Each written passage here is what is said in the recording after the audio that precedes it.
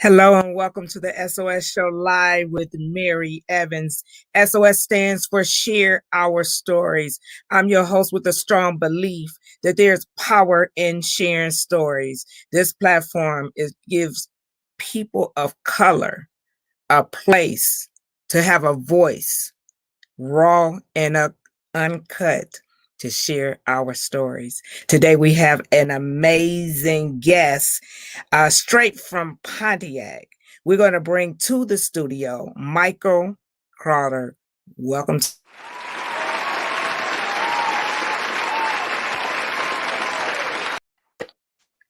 Hello and welcome to the SOS Show Live with Mary Evans. How are you today? I'm good, Mary. Thanks for having me.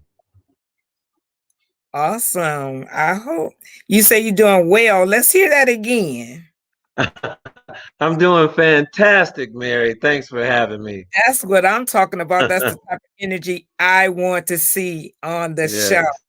Now, before we start this amazing show, we're going to have some topics today. The face of Black America, police brutality, and Black on Black crime. Before we start the show, I would like to give a young lady some love, straight from Pontiac, Ray Love, which is a very talented young lady. She is all about Black economics, Black power, unity. And she has a song that she did in honor of Black history. So I would like to give her some love, guys, and let's play this song, Ray Love from Pontiac. We are oppressed. We are exploited. We are downtrodden. We are denied not only civil rights, but even human rights. So the only way we're going to get... Excuse me, I got a revolution stirring in my spirit. Excuse me, open up your eyes, cause we've been going through it. Dying by the masses, it's a shame. Don't know where we came from, but they gon' know our name. Call us by our names. Disrupt the system, reverse all the pain. I am a revolutionary, and you're gonna have to keep on saying that. You're gonna have to say that I am a proletarian. I am the people. Confusing, they lie to tell the truth just to keep us moving. Shoot us when we sleep, shoot us when we wake. Lace up your boots, it's time for a change. Don't you wanna be free? Then break through the chains with your God energy. I hear my people cry, people cry. So now we gonna fight, we gonna fight. I see my people cry, people cry. But just watch how we will rise, we will rise. I am a revolutionary, and you're gonna have to keep on saying that. You're gonna have to say that I am a proletarian. I am the people. Racism is an excuse used for capitalism, and we know that racism is just it's a byproduct of capitalism. I wouldn't stop doing what I'm doing until all those people are free. I don't believe I'm gonna die just sitting on a piece of ice. I don't believe I'm gonna die because I got a bad heart. I don't believe I'm gonna die because of lung cancer. I believe that I'm going to be able to die when I was just the things I was born for. I believe that I'm going to be able to die high off the people. I believe that I will be able to die as a revolutionary in the international revolutionary protest struggle. Why don't you live for the people? Why don't you struggle for the people? Why don't you die?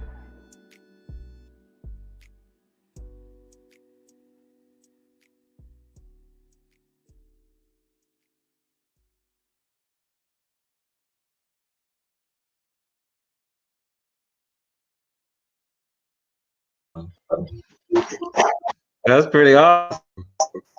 Michael, I felt that in my soul. Ray Love, she definitely talented. I felt that in my soul. And I think that it was a perfect song. And she's straight from Pontiac, straight from Pontiac. We have a lot of talent in Pontiac. But let's get to you because the show is all about you. But I thought that was a great song to play and that it was somebody from our city. So thank you for that, Ray Love. Okay, so we're going to get straight into the show. Mr. Crowder, I'd like to ask you a couple questions. Now, I know you pushing change the face of Black America. When we hear you say that, tell us what you mean. Let's break that down for the audience. Okay, that simply means that, you know, our story is as a narrative.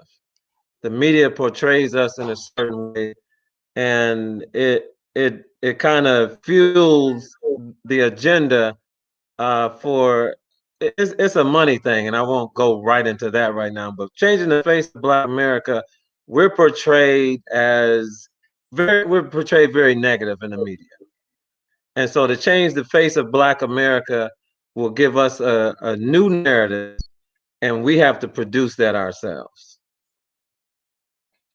Okay, so let's talk about that. In your opinion, how do we produce that for ourselves? One of the things that I'm trying to do is in changing the face of Black America, putting us in a new light, is we have to do things as a people. We have so much success individually. I mean, the Marietta show, the SOS show. We have great individual success. But what have we done as a people? And I mean in great number. 200,000, 150,000 of us purchasing a golf course. That's one of the things I'm advocating. If we were to do something like that, we would make the media turn and look at us in a different light.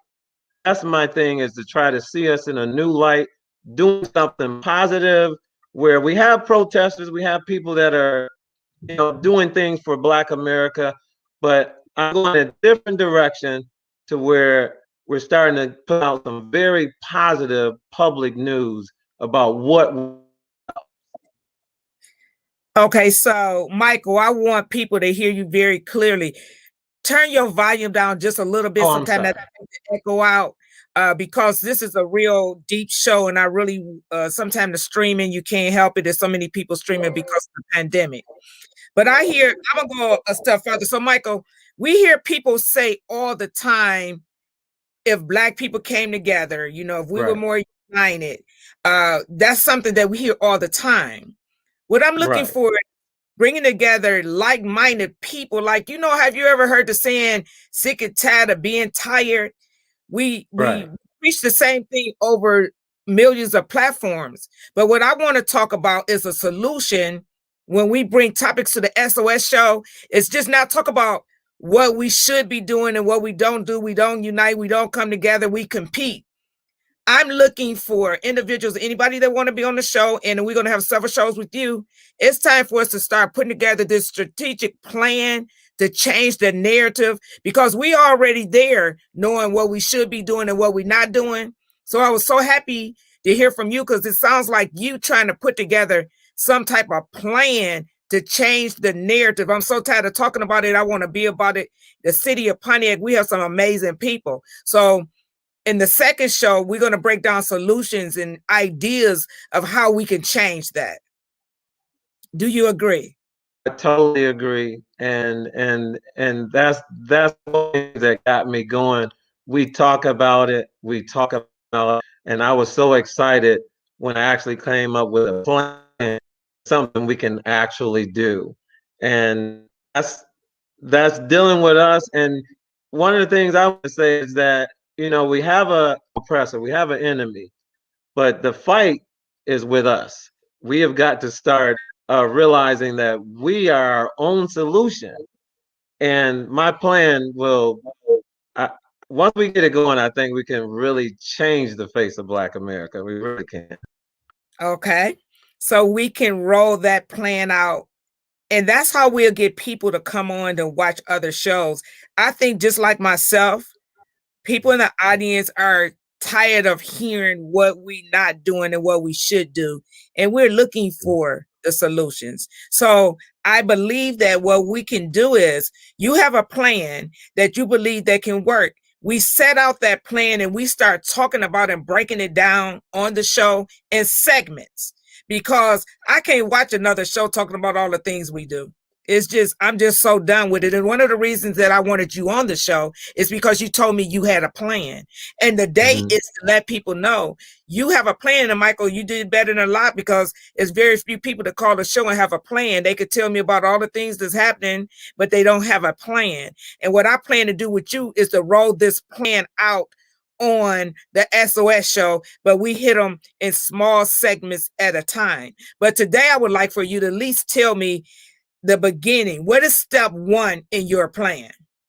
Step one is very simple. I have a blog, and that blog is at FOBA.B, which is faceofamerica.be, not .com, not .net, but .be.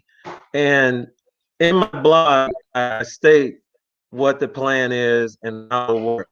My plan, oddly enough, is for us to come together and purchase a golf course.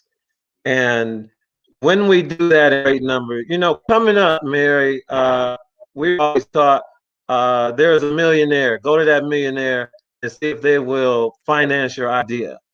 And that's been a mindset that a lot of us have, is we got to go to the millionaires. We want the basketball players come back home and redo the community. That's not how it's going to happen. It's going to happen with you, myself, a bunch of us, like $10, $15, $20, $30. Not the millionaires. We don't need them. We need each and every one of us to put up. I've got products that I sell on the website that's going to finance the golf course. And one of the things I want to touch real quick is, a lot of times the mindset we have, we don't want to make somebody a millionaire. Well, with this golf course that we purchased, we're going to purchase it, refurbish it, and then once it's ready to go, we're going to campaign to see what entrepreneur wants to own and run that golf course. I don't be owning a golf course. I'm just going to purchase it for Black people, and let's turn it over to a young entrepreneur. We do a grocery store, we do a gas station, we keep going with this. Okay, so I'm gonna slide this in. We have been having several shows on crowdfunding and By the Block. The last 2 Sundays of this month, working with the American Dream and By the Block is amazing, guys. What we can do. Crowdfunding is similar to what you're talking about, and I'm going to be launching a project called the California Street Project, and I'm going to do something similar. I'm going to put up, I have 10 lots over there, and we're building homes, and I'm going to do a couple of them crowdfunding, where people in the city and all around the world can be a part of this project. So crowdfunding is what you're looking at, Michael. Make sure you come onto those shows, because the American Dream is an organization that will take you from the beginning to the end. Putting together your paperwork is a one-stop shop, because when we talk about crowdfunding and bringing others in and their monies, is a lot of important tactical paperwork that we have to make sure that's in place. Not just our people or anybody. When you're talking about getting money and coming in together and pulling our resources together, one thing that we have a record of, a reputation of, is not doing things correctly.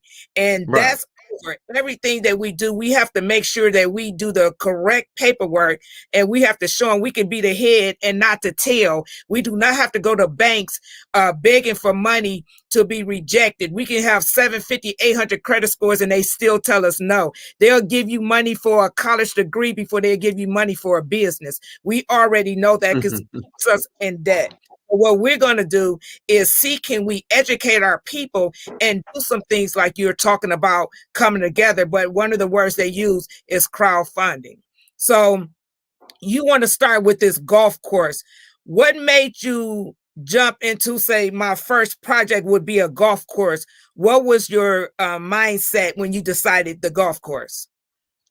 Enough, Mary, I was looking, it originally started with my family. I wanted to get a large piece of property so my grandkids could come, go swimming, horseback riding. It was an individual thing. And upon looking for that, I saw a golf course for sale. and I had the audacity to look at it. It's very expensive. But once I got there, it hit me that, the history of courses, there are only, I believe, I think the number is 7 black-owned golf courses in the United States, or either 6, and that would be number 7. It's a historical thing that we can accomplish. We're trying to shed the light on us to where they see us in the positive. Being the 7th owned black-owned golf course in America, that sheds a light. Doing Okay, it in unity sheds an even bigger light. absolutely. And this is a way that we can really make some noise in America without, like you said, begging for some money, asking them to help us when we can help ourselves. And when I say that, I mean that, like, truly, I have friends that came from the I'm not gonna name the bank, came from different banks. And the reason why they started their own business trying to help blacks get into real estate and own and get loans, because you know what, Michael? They say they just got so tired of seeing rejection after rejection for black loans. Hmm. We have to do things different, and we will. So I would like to touch bases on a little bit about your opinions about police brutality. That's the basis for my whole project. Is I have the answer, and police brutality comes again from the narrative. There's a media narrative about us, a very negative light. We're not the only race that's doing crime. All races are doing crime, and more, and guarantee you that we're not in the top. But the narrative makes us public enemy number one. So what happens is police. Let me back up a little bit. The police do the violence against blacks simply because they're being allowed to get away with it. And because we're not a people, we're individuals, we're not viewed as a people, don't believe that there's going to be any consequences for their actions. And so they continue to do it. That's why I'm advocating for us to do something as a people to where it gives a new narrative to blacks. It will slow down when we are people, it will slow down the idea that you can kill this black person and there be no consequences. That's Okay. that's my direction and my away from, how you say, going about it where we fighting each other, whites against black. No, I'm gonna work on us. I see. They say you have to clean up your own back door before you go somewhere else. My grandmother used to say that. And one of the I wanted to ask you, about 4 months ago, I saw you make a post. And we always trying to find ways how we can help the world be better, or some of us anyway. And you made a post and said you had a moment where you felt like, I want to be an activist. I want to talk more. I want to speak. I want to get out and inspire. What was that moment where you decided that something happened? Were you just sitting at the table having coffee? What was that moment that said, I need to do more to try to help our people? I'm so glad you asked that question because I have to mention one of our Pontiac hometown guys, Miss Brown, and I'll back up a little bit before I mention Amy. Years ago, I was watching television and I was watching Arthur Ashe Dennis, and basketball player, saw some how you say, his weaknesses, and I decided I'm going to play tennis because I can do some of the things that he wasn't able to do, and I didn't follow up with that. I had that aha moment. I saw him on TV and I do it, and actually I started playing tennis, and one of the Pontiac, Herman Lafayette, who's no longer with us, told my that if Michael had a coach, he could go pro. But I continued to pursue basketball. Amos Brown said something funny when I posted that. I know what I would do now. And he said, Crowder, I knew you were meant for something else because all them arguments you was having with us on the basketball court, I knew that you were an advocate for something. And you go ahead and be an activist. I decided to be an activist one day when I knew I had the answer. The answer is not in protesting. The answer is not in going to the judges and the lawyers and saying, hey, leave us alone. The answer is for us to change the face of Black America, change who they think we are, and make them know who we are. I love it. Change who they think we are. I love it. I love it. Well, we're going to read some of the comments. I love when the audience make comments. Okay, Canada, Danisha, when will we stop competing with each other? That's what I'm saying. It's such a great question. When will we stop? Yes, the first thing you hear a Black person say is "stay to myself." When will we unite? And that's, and you know what, Canada, if you ever want to come on, you have some ideas with the show, because as I said earlier, I want us to, when I bring you back, Michael and Sessions, I want to talk about solutions. We already got it out there. We're aware what's going on. We're going to break down some solutions. And guys, we'd love for you to come in and be a part of the show and make your comments. Sheila Holmes, Mary, yes, I agree. We need solutions. And you know what we're going to do? We're going to break them right down for you on the SOS Show Live with Mary Evans. Yes, we will. All right, Paul, get rid of black on black racism. How do you feel about that comment? Myself, get rid of black on black racism and bigotry. Yes. I love that. I love that love comment. And that's exactly what we're going to do. When we learn, and that's saying what Mary said, we don't need to keep saying, but we got to learn to, I'm coming at it little by little. We're chipping in small little purchases to help the big purchase. And that's what makes the noise. And so little by little, and I'm so glad that Mary had me on today as we get into it more and more. What you have to do, Paul, is stay tuned and listen to the step by step. Because we bringing it to you step by step. I love this topic. Tuning in from Highland Park, Michigan. Salute to Highland Park, Michigan. We love you. Please share, like, and comment. The SOS Show we bring. Let me tell you something. I usually say it in the beginning of the show. This is our 4 topics, okay?